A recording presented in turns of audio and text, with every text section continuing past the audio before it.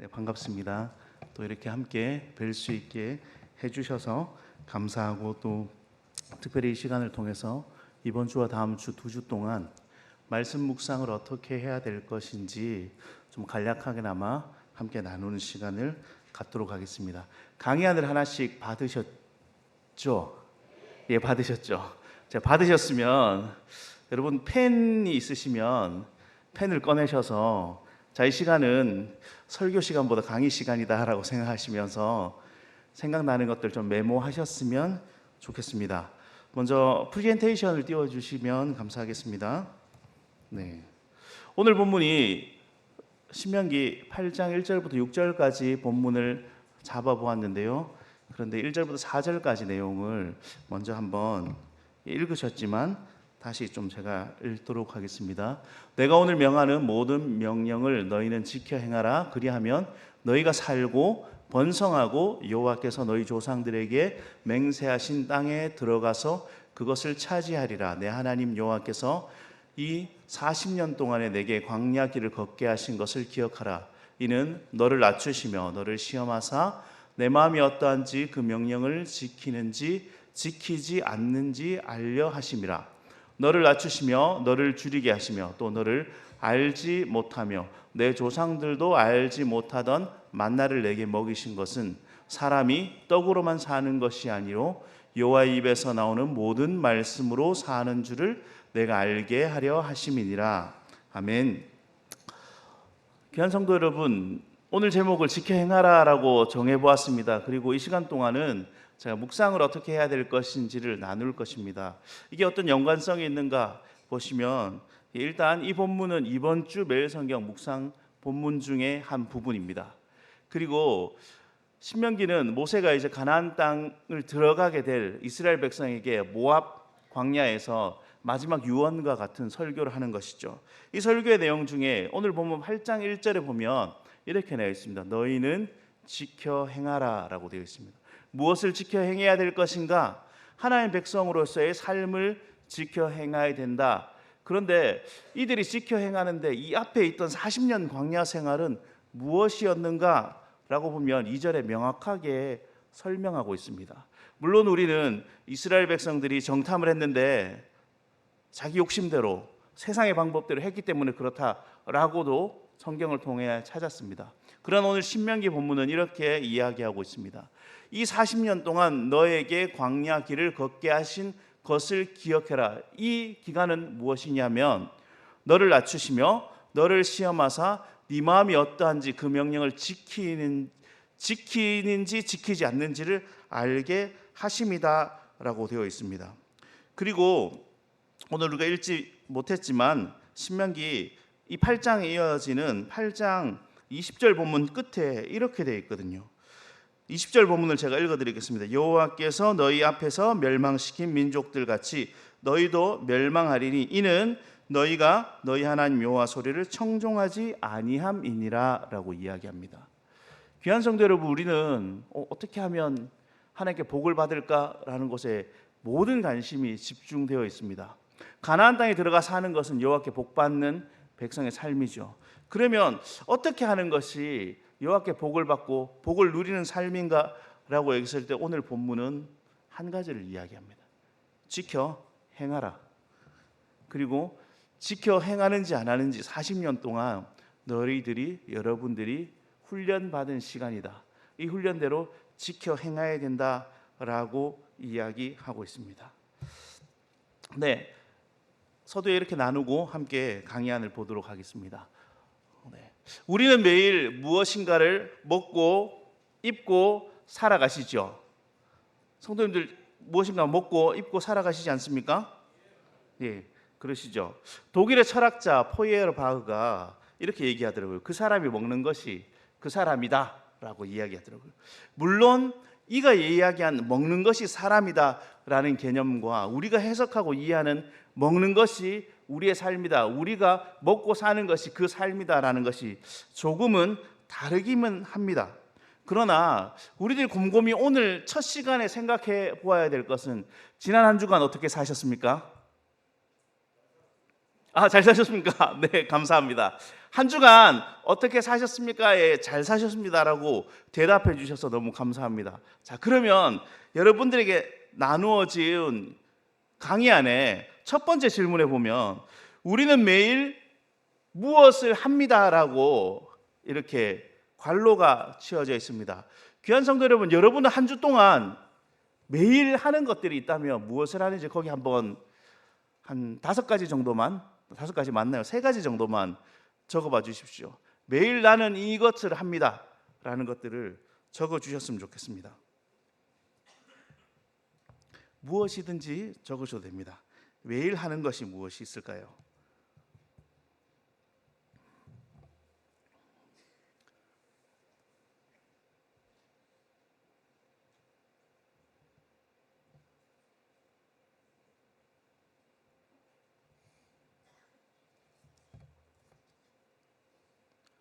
자, 매일 하는 거 적고 계신가요? 시간이 조금 더 필요하신가요? 제가 30초 더 드리겠습니다.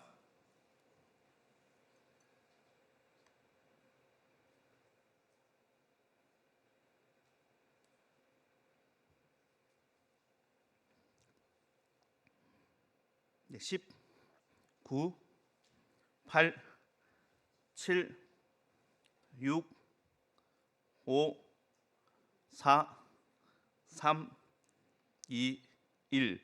자, 시간이 다 됐습니다. 자, 여러분 3가지나 5가지 정도 매일 하는 거를 적어 보셨을 겁니다. 자, 그렇다면 그 밑에다가 그 3가지 적은 것 중에 아니면 적을려 했는데 시간이 부족했다 이런 거라면 적으셔도 됩니다. 그 밑에다가 그리스도인으로 매일 하는 것 중에 우리가 그리스도인으로 하는 중요한 일, 중요한 행동은 무엇이 있었는지 한번 밑에 적어봐 주십시오. 여러분의 한 주, 여러분의 인생, 여러분의 삶을 한번 돌아보셨으면 좋겠습니다. 우리는 무엇을 중요하게 생각하는지, 신앙에 관련된 특별한 행동은 무엇이 있었는지 한번 그 중에 하나 찾으셨죠? 이건 시간 많이 들이지 않겠습니다. 네, 적으셨죠? 저를 봐주십시오. 자, 여러분 적으셨다면 저를 보고 이번 한 주 하신 것 중에 신앙인으로서 중요하다라고 여기는 것이 무엇인지 그냥 저를 보고 한번 얘기해 주십시오. 하나, 둘, 셋 하면 다 같이 얘기했습니다. 하나, 둘, 셋. 기도, 말씀 묵상, 또 여러 가지 등등 있죠. 우리는 그리스도인으로서 어떻게 해야 되는지라는 부분과 매일 내가 무엇을 해야 되는지라는 무엇을 하고 있는지를 한번 점검해 보았습니다. 그리스도인의 행동은 무엇이냐 하면 여기에 무엇을 쓰셨는가 따라 여러분들의 모습이 성도님들과 하나님께 비춰지는 거죠. 여기서 기도를 썼다라고 하신다면 적어도 하나님께서 기도하는 사람이야. 여기서 말씀 묵상을 썼다. 기도도 하지만 말씀 묵상하려고 노력하는 사람이야.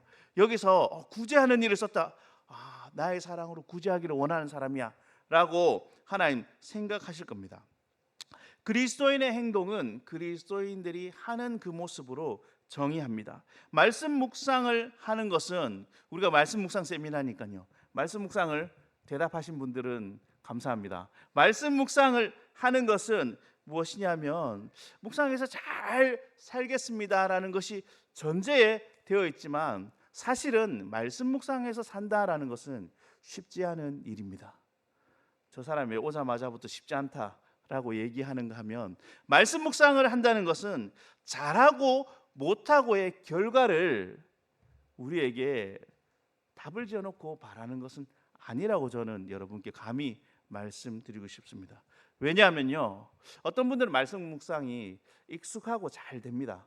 그런데 어떤 분들은 말씀 묵상하는 것이 쉽지 않아요. 어렵고 좀 이 고난의 광야를 또 걸어야 되는구나 라고 마음이 들기도 합니다.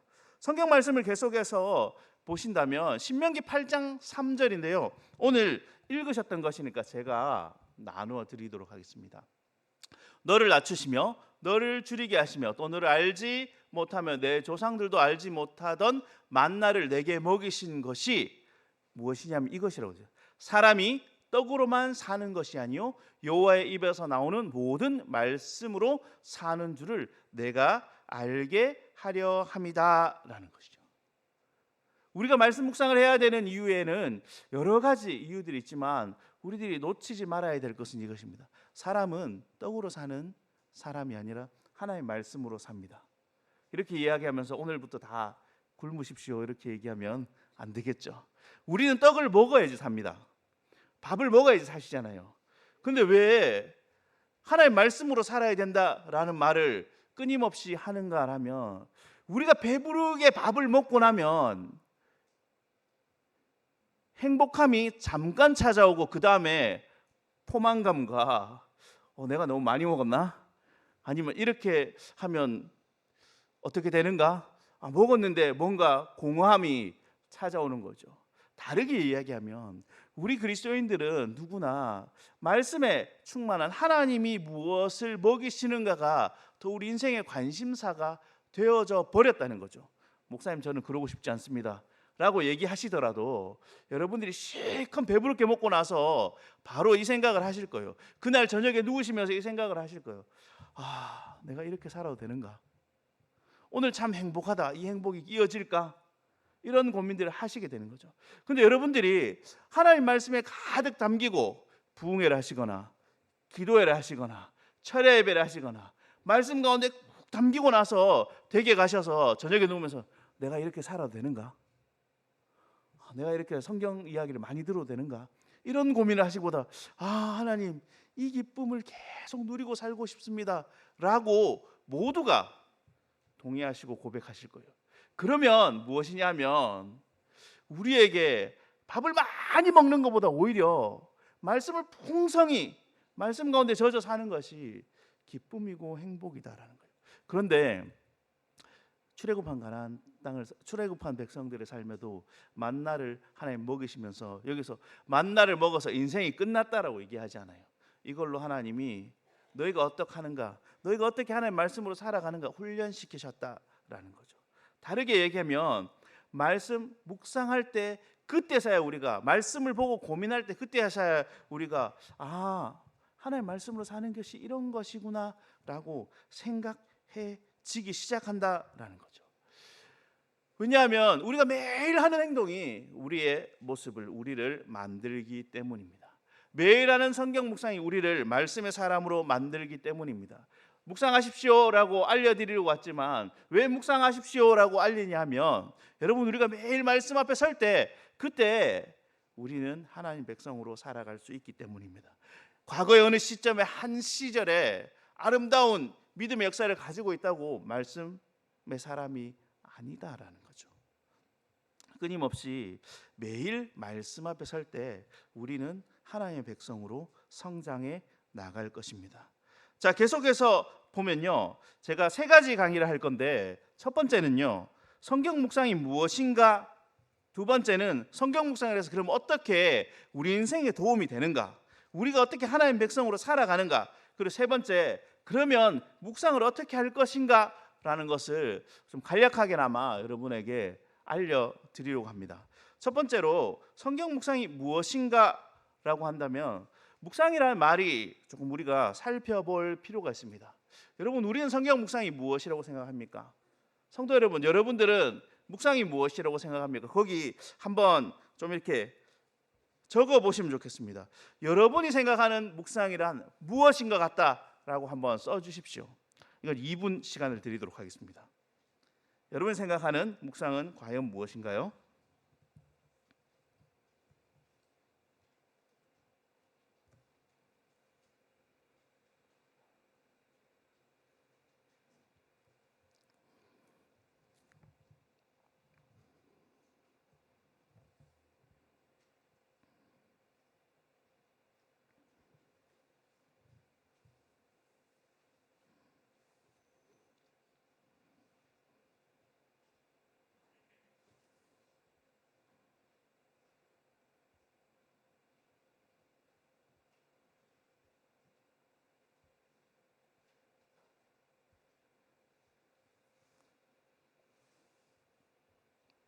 네, 30초 남았습니다. 아직 생각하실 시간이 있습니다. 과연 묵상이 무엇일까라고 한번 생각해 보시면 좋겠습니다.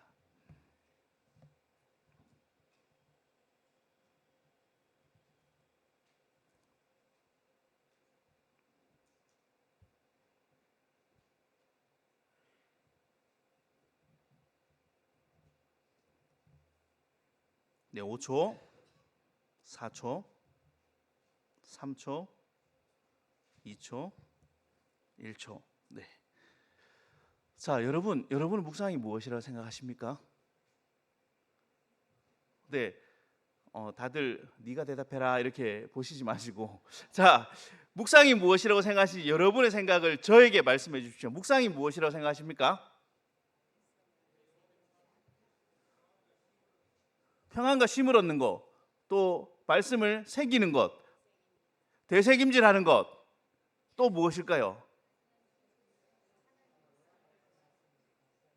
하나님과, 예, 여기까지 다 들리지 않았습니다.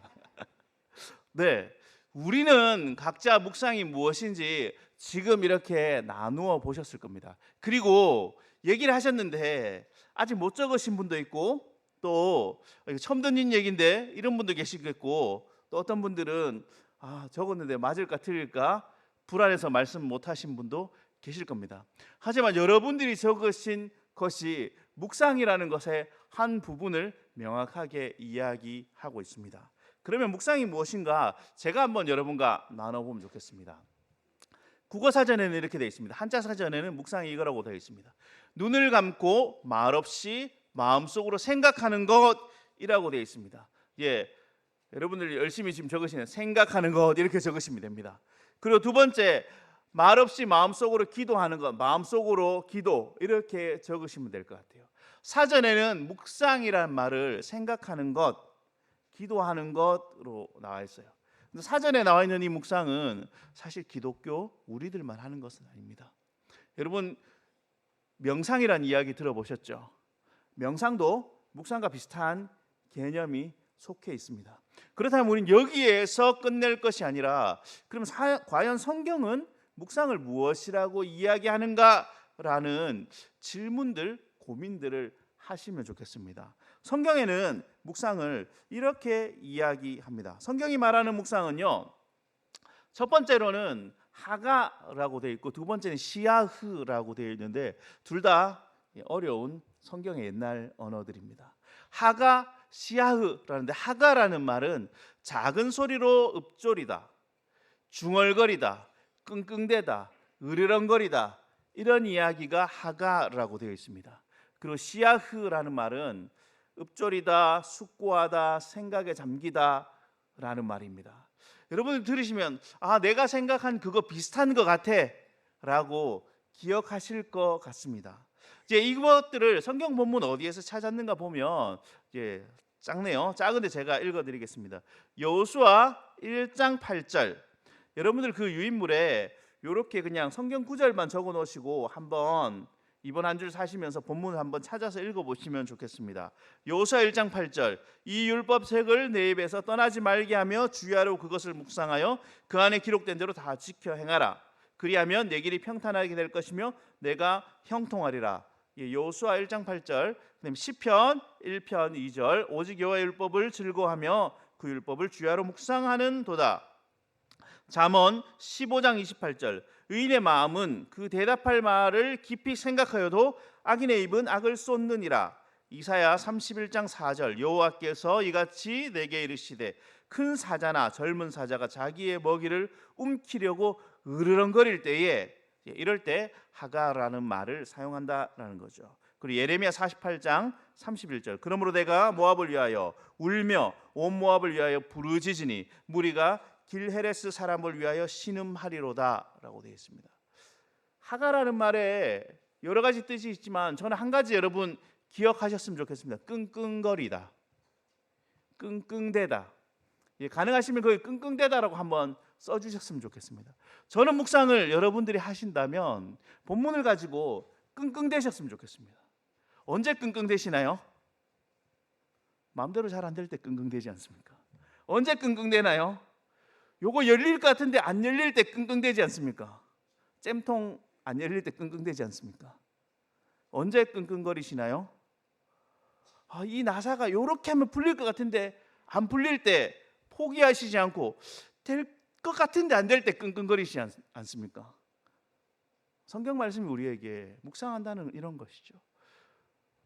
이대로 하나님 말씀대로 따르면 좋을까라고 이 말씀대로 따르면 좋겠다라고 생각했을 때 대부분의 성도님들은 하나님 말씀 참 좋습니다. 근데 하나님이나 하십시오. 이렇게 이야기하거나 하나님 말씀 참 좋은데 요거는 쉽게 따를 수 있겠네요. 여기까지는 잘 결정하고 행동하십니다. 그런데 어디에 문제가 생기냐면 분명히 이 말씀을 따르면 내가 불편해져요. 분명히 이 말씀대로 하면 힘들어지는 게 뻔히 보여요. 그러면 그때 주님 요거는 조금 양보하시죠. 제가 다른 거 더 할게요. 그런데 묵상한다는 것은 이걸 가지고 끙끙대는 겁니다. 이렇게 하면 좀 나으려나?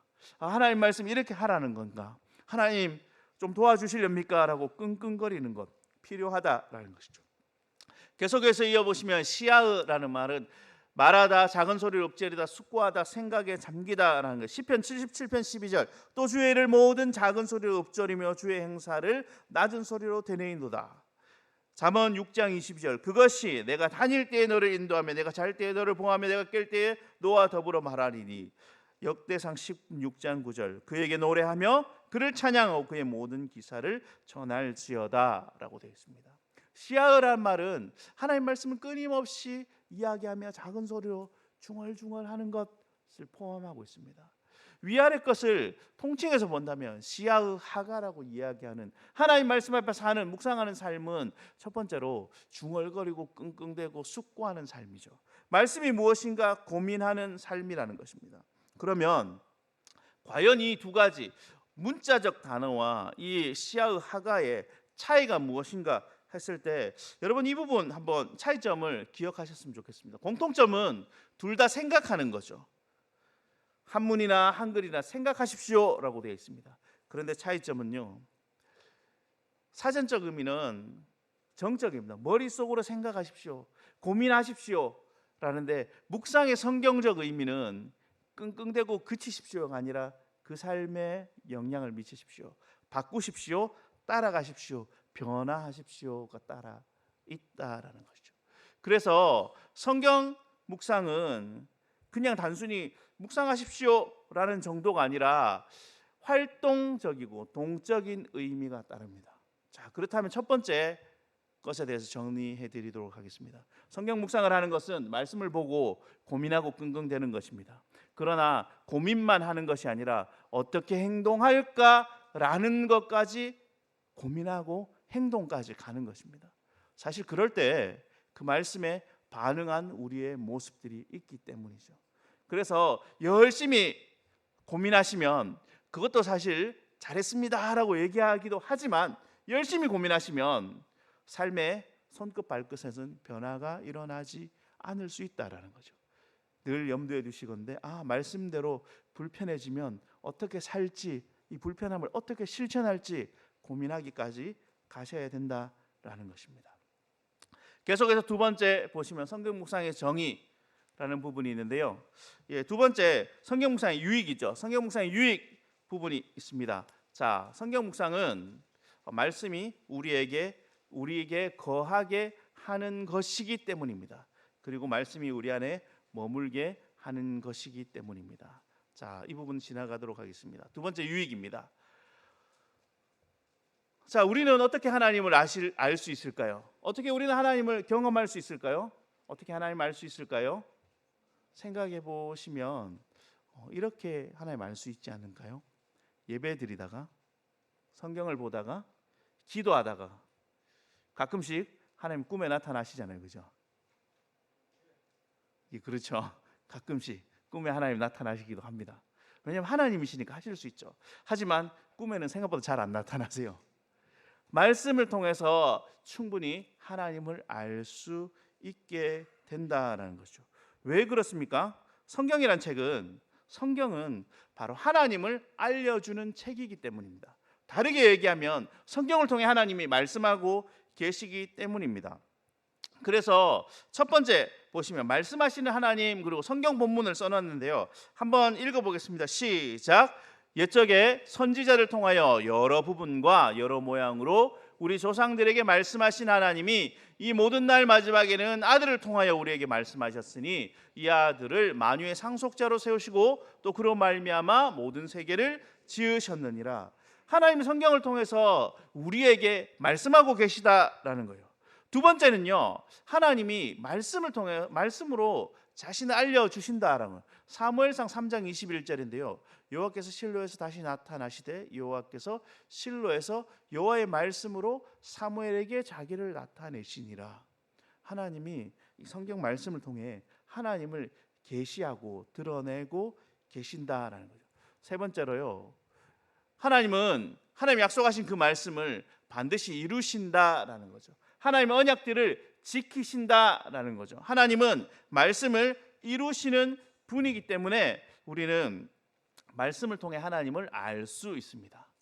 네 번째, 그래서 말씀 자체이자 말씀하신 하나님은 기록된 하나님의 말씀인 성경을 통해 하나님을 알려 주신다라고 말하고 있습니다. 네, 그 다음에 네 번째는요, 하나님을 어떻게 알 수 있는가라고 했을 때 하나님의 모습을 성경을 통해 찾을 수 있지만 또 한 가지로 성경을 통해 하나님이 우리가 어떤 하나님 백성 되기를 원하시는가를 분명하게 알려주시는 거죠. 디모데후서 3장 16절 17절 말씀이 이렇게 되어 있죠. 모든 성경은 하나님의 감동으로 된 것으로 교훈과 책망과 바르게 함과 의로 교육하기에 유익하니 이는 하나님의 사람으로 온전하게 하며 모든 선한 일을 행할 능력을 갖추게 하려 함이니라. 다르게 이야기하면 이런 거죠. 성경을 통해서 우리를 하나님의 백성 만드신다라는 거죠. 그리고 이 본문을 다르게 우리들이 우리말로 제 말로 바꾸자면 이런 거죠. 하나님이 성경을 통해서 끊임없이 잔소리하신다. 하나님 끊임없이 성경을 통해서 종보다 너 이런 인생을 살면 안 돼. 내가 원하는 삶은 이거야 라는 것을 제시하신다. 결국 그 잔소리를, 그 하나님의 가르침을, 그 하나님의 책망을, 교훈을 따르면 나는 어제보다 오늘, 오늘보다 내일 따르면 따를수록 더 하나님이 원하는 사람으로 온전해져 간다라는 것이 이 본문의 내용이죠. 다르게 이야기하면 성경 말씀이 우리에게 성장하고 성숙하게 한다는 거죠. 성경 말씀 우리에게 격려하기도 하지만 책망하기도 한다는 거죠. 그래서 말씀을 어느 날 보는데 불편한 거죠. 왜냐하면 말씀을 보는데 그 앞에 서 있는 내가 혼나고 있거든요. 말씀을 보는데 어떤 날은 즐거운 거죠. 왜 즐겁냐면 말씀을 보는데 하나님이 야, 너 내 백성 맞아라고 칭찬하고 계시거든요. 말씀을 보는데 내가 웃음이 나는 거예요. 왜 웃음이 나냐면 어제 어떤 사람이랑 불편함이 있었는데 야, 원래 나 같으면 멱살 잡고 한판 했어야 되는데 근데 어떻게 참았지? 아, 하나님은 나를 인간 만드셨구나 라는 걸 깨닫게 되는 거예요. 무슨 말이죠? 성장하는 거죠. 성숙해 가는 거죠. 말씀은 끊임없이 우리를 이런 하나님의 백성으로 만들어 가신다라는 것이 본문을 통해 알 수 있다는 거죠. 성경 묵상을 통해 우리는 하나님의 사람으로 성장하고 성숙해 나간다라는 거죠. 영적 성숙의 또 다른 이름은 여러분 그게 빈칸에 쓰시면 돼요. 영적 성숙은 뭐냐면 내가 깊이 있어졌다 이게 아니라 하나님을 닮아간다라는 거예요. 하나님 눈에 합해져 간다라는 거예요. 하나님을 닮아간다라는 것을 기억하시면 좋겠습니다. 또 묵상을 하면 우리가 어떤 유익을 얻을 수 있는가? 하나님은 말씀을 통해 우리의 삶을 인도하십니다. 우리가 이런 고백 잘하잖아요. 하나님 내 인생을 감당하십니다. 고백을 잘하는데 근데 잘 모르겠어요. 그렇게 하나님이 내 인생을 잘 지키셨습니다 라고 고백하지만 정작 한 발 내디디면 잘 모르겠어요. 하나님 이거 맞습니까? 아닙니까? 고민하게 되잖아요. 그런데 성경 분명히 뭐라고 얘기하냐면 주의 말씀을 열면 빛이 비치어 우둔한 사람을 깨닫게 한다.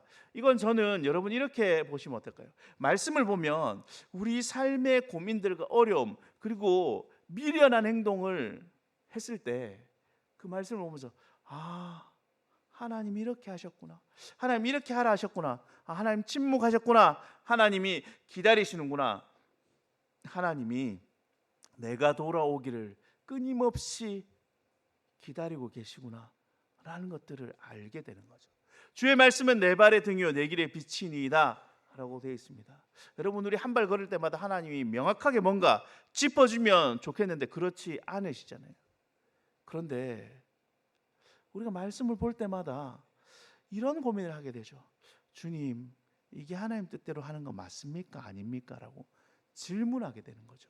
두드리게 되는 거죠. 물론 우리들의 결단과 발을 내딛는 것은 내가 할 때가 많습니다. 하지만 하나님, 이거 하나님 원하시는 거예요? 라고 물으며 갈 때 시행착오를 줄여간다라는 것이죠. 끊임없이 말씀을 통해서 하나님은 우리를 하나님 백성 만드신다라는 거죠. 계속해서 보시면 하나님 말씀을 통해서 보호하고 복 주시겠다 얘기하셨습니다. 네가 오늘 내 행복을 위하여 네게 명하는 여호와의 명령과 규례를 지킬 것이 아니냐라고. 여호와의 명령과 규례를 지키는 것은 불편하고 어려운 일이다라고 얘기하지 않아요. 네가 이 명령과 규례를 지키면 내가 준 약속의 기쁨 가운데 살아갈 것이다라고 하나님 약속하세요. 이스라엘 백성들이 가나안 땅에 가서 여러분 아시다시피 기쁨과 풍요와 즐거움과 감사의 땅, 하나님이 거기 같이 가시는 그 땅까지 갔잖아요. 그러나 말씀을 따르지 않을 때 이들이 쫓겨났지 않습니까? 우리 인생도 마찬가지로 하나님 말씀을 따라 살아가는 그 순간, 그 시절, 그때 우리 인생 하나님 주신 기쁨을 누리고 살아갔지 않습니까? 그런데 어느 순간 그것보다 이게 더 나은가? 라고 고민하고 내 뜻대로 세상의 방법대로 결정할 때 잠깐 기쁜 것 같지만 어렵고 난해하고 하나님을 떠나는 불안하고 불편한 일들이 생기지 않습니까? 결국 말씀은 무엇이냐면 우리를 보호하고 축복하는 하나님의 말씀입니다. 하나님은 우리를 위하시는 분이기 때문이에요. 우리에게 말씀을 주시고 말씀으로 우리에게 복을 주시고, 그래서 묵상한다는 것은 하나님께 걸어가며 하나님과 함께하는 하나님 주시는 은혜를 경험하고, 또 묵상을 한다는 것은 죄로부터 우리를 멀게 하는 일이다라는 것입니다. 자, 세 번째로 성경 묵상 순서 알려드립니다. 오늘은 순서에 대해서 간단히 알려드리도록 하겠습니다. 그래서 이 순서대로 이번 한 주 동안 여러분들이 묵상집 매일 성경을 가지고 계시니까 한번 도전해 보십시오. 그런데 사람이 떡으로만 살 것이 아니요 하나님의 말씀으로 살 것이다 라고 이야기한 것처럼, 만나와 메추라기를 먹었던 광야 백성처럼 했기 때문에 무조건 성공합니다 라는 것이 아니라 성공을 향해 하기 위해 끊임없이 도전하는 것입니다. 첫 번째 묵상하는 순서, 성경 묵상이란 기록된 말씀인 성경을 통해 하나님을 만나고 알아가는 일입니다. 그러면 어떻게 하면 좋을까요? 라고 얘기했을 때 저는 이 부분을 기억하셨으면 좋겠습니다. 성경 묵상은 성경을 통해 하나님을 만나는 겁니다. 성경을 통해 하나님을 만나는 것입니다. 하나님을 만나고 알아가는데 성경을 통해 하는 것입니다. 자, 그렇기에 성경 묵상의 첫 번째, 하나님은 성경을 통해 하나님을 만난다라는 것을 기억하셨으면 좋겠습니다. 순서들을 이렇게 한번 쭉 나열해 보았습니다. 자, 여러분들 나눠드린 유인물에도 써놓았습니다. 자, 준비하기, 기도하기, 성경 읽기, 묵상하기, 기도하기, 살아내기 라고 되어 있습니다. 묵상을 한다는 것은 기도와 기도로 마치는 것입니다. 그러나 묵상을 마친다는 것은 결국 그것으로 살아가는 것이라는 거죠. 그래서 살아내기라는 것을 염두에 두며 묵상을 지속하셨으면 좋겠습니다. 그럼 제일 처음에 준비하기, 무엇을 준비해야 되는가라고 했을 때 우리들은 하나님이 우리를 만나실 때 그냥 나와 만나줄게 라고 얘기하시기도 하죠. 하나님 어디나 계시니까요. 그러나 우리들이 하나님을 만나기 위해 하나님과 특별한 시간의 약속을 하실 필요가 있습니다. 출애굽기 34장에 보면 모세도 하나님도 모세를 만날 때 부르시고 준비하게 하시고 초대하시고 초대의 응하게 했기 때문입니다. 그렇다면 우리는 하나님 언제나 만날 수 있죠 라고 이야기합니다. 네, 저도 동의합니다. 언제나 하나님 만나실 수 있습니다. 그런데 우리 인간의 단점은 언제나 하나님을 만날 수 있기 때문에 잘 만나지 않습니다. 언제나 하나님을 볼 수 있기 때문에 잘 만나지 않는다고요. 다르게 얘기하면, 여기 부모님들이 많이 계신데 부모님이 늘 계실 것 같아서 자녀들이 효도를 하지 않는다고요. 왜냐하면 언제나 전화하면 있거든요. 언제나 계실 것 같거든요. 물론 비교할 수는 없지만 하나님 언제나 만날 수 있습니다라고 여기는데 하나님은 언제나 만날 수 없습니다. 여러분들이 언제나 하나님 만나시지 못했잖아요. 우리가 묵상을 한다는 것은 하나님을 만나기 위해 시간을 특별하게 구분해서 정하는 것입니다. 그러면 이 순간은 반드시 하나님이 나를 만나 주실 거라 확신하는 것입니다. 제가 이렇게 얘기했다고 저 목사는 하나님 아무 때나 못 만난다더라 이렇게 생각하시면 안 됩니다. 하나님은 언제나 만나실 수 있는데 우리가 그렇게 하나님을 잘 못 만났다 이라는 거죠. 그래서 시간을 정해서 하나님을 만나셔야 됩니다. 자, 시간을 정한다라는 것은 이런 겁니다. 시간을 어떻게 정할까? 간단하게 알려드리겠습니다. 언제, 어디서, 얼마 동안 하나님을 만나실 것인가 여러분들이 정하는 거예요. 그러면 매일 하나님을 만나기 위해서 나는 어느 정도의 시간을 쓸 수 있는가, 언제 시간을 쓸 수 있는가 끊임없이 고민하셔야 돼요. 제가 꽤 오래전에 여러분을 만났을 때도 시간 정하십시오라고 말씀드렸습니다. 그러니까 일단 해보신 경험 있으시니까 제가 한 가지 질문만 하겠습니다. 잘 지켜집니까? 잘 지켜지든가요? 잘 잊어버리시잖아요. 해봤는데 잘 안 되잖아요. 방법은 하나밖에 없습니다. 새로 정하면 됩니다. 새로 정하시면 됩니다. 자, 하나님을 만나기 위해서, 그러면 그때도 말씀드렸는데 여러분 정말 간단하게 한 가지 문제는 제가 해결해 드리겠습니다. 얼마나? 20분이라고 한 가지 문제는 제가 해결해 드리겠습니다. 매일 20분을 정확하게 쓸 수 있는 시간이 언제인지 여러분이 적으셔야 돼요. 그리고 어디에서 하나님을 만날 것인지 여러분이 적으셔야 돼요. 그럼 제가 여러분 집에 같이 갈 수는 없잖아요. 자, 귀한 성도 여러분, 제가 강의 안에 그래서 일부러 이렇게 적어놨습니다. 시간 몇 시 몇 분부터 몇 시 몇 분까지, 그리고 장소 땡땡에서 라고 적었습니다. 여러분 어디에서 하나님을 만날지 지금 적어보십시오. 내가 매일 하나님을 만나고자 하신다면 어디에서 하나님을 만나실지, 그러면 하나님만 만나는 시간이니까 하나님과 독대할 수 있는 시간을 정하셔야 되겠죠. 이제 한번 여러분 시간을 정해 보시면 좋겠습니다. 1분 시간을 드리겠습니다.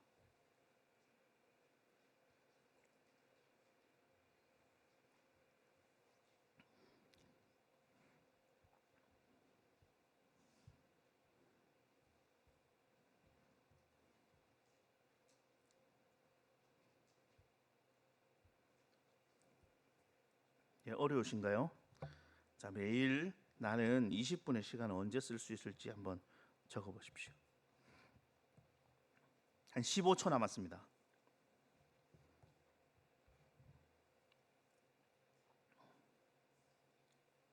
10, 9, 8, 7, 6, 5, 4, 3, 2, 1. 그만. 네, 여러분 적으셨죠? 그럼 옆에 계신 분들이랑 언제 시간을 쓰는지 잠깐 나눠주십시오. 우리에게 시간이 많지 않습니다. 네, 나는 매일 몇 시부터 몇 시까지 어디에서 하나님 만날 거다, 이렇게 선언을 하십시오. 자, 여러분들이 이제 매일 몇 시부터 몇 시까지 어디에서 하나님 만날 거다. 자, 얘기하고 계신가요? 자, 한 가지 여러분들이 얘기하시고 그 장소에 나갔는데 하나님이 안 만나주면 하나님 원망하시면 됩니다. 약속을 어긴 바람 맞힌 분이니까. 그렇죠? 자, 여러분 언제 어디서 얼마 동안 할지 정하셨습니다. 왜 이렇게 정하라고 하는 거는 말씀드리냐면, 여러분 우리는 시간을 정하지 않으면, 장소를 정하지 않으면 하면 되겠지라고 해서 대충 하고 넘어가서 사실 안 합니다. 목사님 저는 딱 하면 잘 지키는데요. 그런 분들 지금까지 거의 못 만나봤습니다. 대부분 잘합니다 얘기해놓고 일주일 지나면 제가 그런 얘기했어요 막 이런 분들 더 많으셨거든요. 시간을 정해서 어떻게 하시냐면, 교회가 매일 성경을 여러분들 다 사신 거로 알고 있습니다. 어떻게 하는지 말씀드리겠습니다. 매일 성경 맨 앞에 여기다가 볼펜으로 써서 테이프로 딱 붙이십시오. 안 지워지게. 그래야지 지킵니다. 나는 잘 지킬 거요. 아니요, 제가 여러분을 못 믿습니다. 네, 여러분을 신뢰 못합니다. 다 까먹습니다. 그래서 목사님 이제 할라 했는데 이렇게 화려한 변명들이 늘어나기 시작하거든요. 그러니까 서로 그러지 말고 매일 성경 앞에, 매일 성경을 2달 쓰면 새 책으로 바뀝니다. 그죠? 앞에다가 나는 좀 시력이 안 좋아서 굵은 거로 쓰십시오. 그러면 자기 건지 더 잘 구분됩니다. 써가지고 안 지워지게 테이프로 딱 바르십시오. 그러면 그 시간에는 무조건 그 장소에 큐티책을 가지고 앉아 있는 겁니다. 그러면 약속을 일단 지키는 거죠. 자, 이렇게 하신 뒤에 해야 될 일을 설명드리겠습니다.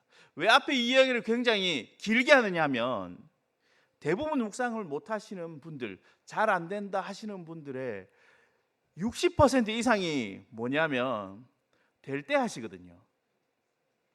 될 때 하시거든요. 해야지 이러면서 책이 빌빌 돌다가 2달이 지나서 2달 전에 내가 책을 샀는지도 모르고 쓰레기통에. 매일 성경 가끔씩 이렇게 보면 어떤 분들이 3, 4월호가 나왔는데 1, 2호로 새 책을 들고 다니는 분이 계세요. 그거는 성소윤회에 도움을 주기 위해서 여러분 헌신하시는 거죠. 그러시면 안 됩니다. 묵상을 하셔야 됩니다. 자, 그러니까 앞에 적으십시오. 매일 성경은 너덜너덜해지는 게 저희에게 도움을 주는 일입니다. 그렇게 기억하십시오. 자, 그렇게 하셨다면 이제 간단히 이번 한 주 동안 어떻게 하실지 설명을 드리겠습니다. 이번 한 주 동안 하실 일은요, 제일 먼저 그 시간에 앉으셔서 기도하십시오. 기도하셔야 되는데 2가지 기도의 팁을 드리겠습니다. 여기 보면 제가 강의 안에 써놨습니다. 성령의 조명과 말씀을 깨닫는 눈, 마음을 열어달라고 되어 있는데, 깨닫는 눈, 그 다음에 마음, 여기만 표시하십시오. 앉아서 이렇게 기도하십시오. 하나님, 이 부분을 갈라주십시오. 하나님, 제가요 글도 옛날만큼 잘 못 읽고 시력도 좀 안 좋고 이해력도 좀 떨어지고 봐도 성경이 뭔지 모르겠고 그런 거 아시죠? 그러니까 이 부분을 갈라치고 하나님 깨닫게 도와주십시오라고 요청하세요. 성령님 그렇게 도와주실 거니까요. 2번째로, 하나님, 내가 하나님 이 말씀을 들을 때 마음 열고 말씀을 받을 수 있게 도와주십시오. 첫 번째는 성령님 도와주십시오. 2번째는 내가 눈이 열리게 해주십시오라고 요청하는 거예요. 이 2가지가 들어가게 반드시 기도하십시오. 왜냐하면 우리는 하나님 말씀 앞에 서는 거니까요. 하나님 말씀 앞에 설 때 저자인 하나님께 도와달라는 게, 해석해달라는 게, 은혜를 달라는 게 당연히 해야 될 일이죠. 그러니까 이 2가지 하십시오. 그래서 저는 예시를 이렇게 한번 들어봤습니다. 주님, 제 눈과 마음을 열어서 하나님의 마음과 뜻을 깨달을 수 있도록 도와주십시오. 예수님 이름으로 기도했습니다. 아멘. 순서 중에 여러분 강의 안에도 있지만 순서 중에 기도가 2번 들어가 있습니다. 첫 번째 기도는 짧고 굵게 하십시오. 짧고 굵게 하는데 성령님 도와주십시오. 내가 깨달을 수 있도록 해주십시오. 마음의 눈을 열어주십시오. 이 2가지를 놓치지 말고 기도하십시오. 20분 묵상하시는데 시작 기도를 16분씩 하면 뒤에 할 일이 없겠죠, 그죠? 그러니까 앞에 짧게 하십시오. 하나님, 이런 거죠. 아이들 용어로 한다면, 하나님, 지금 보는데 잘 모르겠어요. 하나님 좀 도와주세요. 이렇게 요청하는 거예요. 하나님 도와주십시오라고 요청하십시오. 짧게 하십시오. 자, 이렇게 본문을 기도하고 시작하는 겁니다. 그 다음 해야 될 일은 성경 읽기인데요. 성경 읽기, 다음 주에 성경 읽기에 대해서 조금 더 다뤄질 건데, 성경 읽기 이렇게 알려드리겠습니다. 성경 읽기는 성경을 통해서 하나님을 만납니다. 그래서 말씀을 듣는다는 자세로 성경을 읽어야 됩니다. 그런데 여러분들, 우리가 기억해야 될 것은 천천히 꼼꼼히 반복해서라고 되어 있는데, 자, 이렇게 적으십시오. 첫 번째 읽을 때 최소한 성경을 3번 읽으셔야 되는데요. 첫 번째 읽을 때 소리 내서 읽습니다. 따라해 봅시다. 소리 내서 읽는다. 소리 내서 읽습니다. 두 번째 읽을 때 줄 끄면서 읽는다. 줄 그으면서 읽는다. 세 번째 읽을 때 요약하며 읽는다입니다. 요약하며 읽는다. 자, 그러면 소리 내서 읽는다, 줄 그으며 읽는다, 요약하며 읽는다. 이 세 가지 이렇게 하면 세 번 읽겠죠. 소리 내서 읽는 것은 소리 내서 읽는 겁니다. 말 그대로 소리 내서 읽는 겁니다. 단 천천히 읽으십시오. 천천히 소리 내어서 읽으십시오. 두 번째, 줄 그으며 읽을 때는 어떤 내용이 있는가, 누가 나와 있는가, 하나님이 뭐 얘기하시는가 라는 것을 줄 끄시는 거예요. 어떤 내용이 있는가, 누가 나와 있는가, 하나님이 무슨 말을 하시는가, 이걸 줄 끄는 거예요. 아이들 말로 하면 이렇습니다. 주어와 동사를 찾으십시오. 등장인물은 무엇을 하고 있는지 구분하십시오. 이런 거예요. 그런데 다르게 어떤 내용이 있는가, 무슨 일이 일어났는가, 하나님은 뭐 하시는가 찾으시는 거예요. 세 번째 읽을 때 요약하기인데, 매일 성경 여러분들 보시면 이렇게 되어 있습니다. 본문이 단락이 나눠져 있습니다. 단락이 나눠져 있는데, 목사님 요약하는 거 힘들어요. 예, 저도 요약하는 거 힘듭니다. 근데 요약하기 쉽게 요약하는 방법을 알려드리겠습니다. 자, 어떤 게 나와 있는가, 하나님 뭐 하셨는가 줄 거셨죠. 단락별로 줄 끈 거를 옆에다가 옮겨 적으세요. 그러면 세 단락이면 세 번 옮겨 적으시겠죠. 그럼 요약은 뭐냐면 옮겨 적으신 거 하나로 뭉치세요. 그러면 이 본문의 내용이 무엇인지 요약되어 있습니다. 다 읽고 죄송합니다, 기억나지도 않고 가물가물한데 자꾸 막 뭔가 이렇게 쓰려고 하면 저도 힘듭니다. 그러니까 줄 끄시고 옮겨 적으시고, 줄 끄시고 옮겨 적으시고, 줄 끄시고 옮겨 적으시고, 세 개 때려 합치십시오. 예, 그러면 본문 내용이 뭔지 요약이 됩니다. 자, 그렇게 요약하셨다면 그 다음 해야 될 일이, 오늘 이게 본문에 보면 묵상하기 되어 있는데, 묵상하기는 다음 시간에 다룰 겁니다. 그러니까 알려만 드리겠습니다. 하나님은 어떤 분이신가, 하나님 나에게 원하시는 변화가 무엇인가 라는 것을 고민하는 것이죠. 그리고 나서 묵상하신 다음에, 묵상하기는 다음 주 다룰 거니까 우리가 이렇게 하고 넘어가겠습니다. 그 다음 해야 될 일이 무엇이냐면, 네, 이 부분 넘기겠습니다. 예, 그 다음 해야 될 일이 기도하기입니다. 자, 기도하기, 마무리 기도는 뭐냐면, 여러분 묵상하시면 오늘 본문에서 나왔던 내용이 여러분들이 손으로 적고 기억에 날 겁니다. 그러면 하나님 이거 실천하게 도와주세요라고 기도하는 거예요. 마지막 기도는 하나님 이대로 살 건데 이렇게 살도록 도와주세요라는 거예요. 하나님 이대로 살 건데 막상 현장에 나가면 잘 안 될 거예요. 그러면 어떡하죠? 하나님 도와주십시오라고 요청하는 거예요. 첫 번째 기도는 말씀을 이해하도록, 두 번째 기도는 하나님 이대로 살아내도록 요청하는 거죠. 자, 이렇게 요청하는 기도를 하시는 겁니다. 자, 이렇게까지 하시면 그 다음에 살아내기입니다. 살아내기는 오늘 본문을 통해서 찾아냈던 걸 가지고 실천하는 거예요. 이 실천은 반드시 성공했으면 좋겠지만 실패할 때가 더 많습니다. 그런데 실패하는 것도 도전했기 때문에 여러분들이 살아내지는 거예요. 그러니까 맨날 실패만 하고 안 할란다. 아니요. 실패가 쌓여야지 성공의 기회들이 찾아오는 거예요. 그러니까 계속해서 도전하실 필요가 있습니다. 자, 마지막 장은요, 했던 거 요약하는 건데 쭉 한번 훑어보겠습니다. 예, 제가 5시 10분에 마친다고 해서 지금 5시 7분이거든요. 10분에 마칠 겁니다. 네, 그러니까 자, 보겠습니다. 제일 먼저 성경 묵상을 하기 위한 뭐 해야 되죠? 시간과 장소를 정해야 된다. 여러분 정하셨잖아요. 그 다음 해야 될 일은 성경책, 매일 성경 필기도구를 가지고 하시는 거죠. 그 다음 해야 될 일은 기도하기. 앉자마자 먼저 기도해야 됩니다. 무엇을 기도해야 됩니까? 듣는 마음을 주십시오. 성령의 도움을 주십시오. 깨닫게 해주십시오. 듣는 마음을 주십시오 라고 기도해야 되는 거예요. 그 다음에 성경 읽기. 하나님 앞에 나와서 하나님 말씀을 듣는 자세로 읽어야 되고 본문의 내용을 파악하기 위해서 천천히 꼼꼼히 반복해서 읽은 내용을 요약할 수 있게, 이 말을 정리하면 이겁니다. 소리내서 읽으십시오. 두 번째, 밑줄 긋고 파악하며 읽으십시오. 세 번째, 요약하며 읽으십시오. 요약하는 방법 기억나시죠? 두 번째 읽을 때 밑줄 껐던 거 다 모으면 요약이라는 거예요. 저희는 서울대 입시 논술 내실 거 아니잖아요. 그러니까 성경 내용 파악을 하시면 되는 거예요. 그리고 목사님 이러면 좀 부족하지 않나요? 네, 좀 부족해도 괜찮습니다. 내일도 묵상하실 거니까요.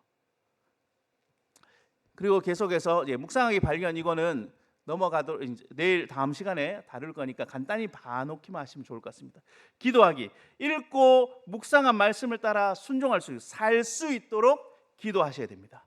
그리고 하나님, 오늘 이 말씀 드렸죠. 제가 이렇게 살아갈 수 있도록 하나님 생각 놓치지 않게 해주세요.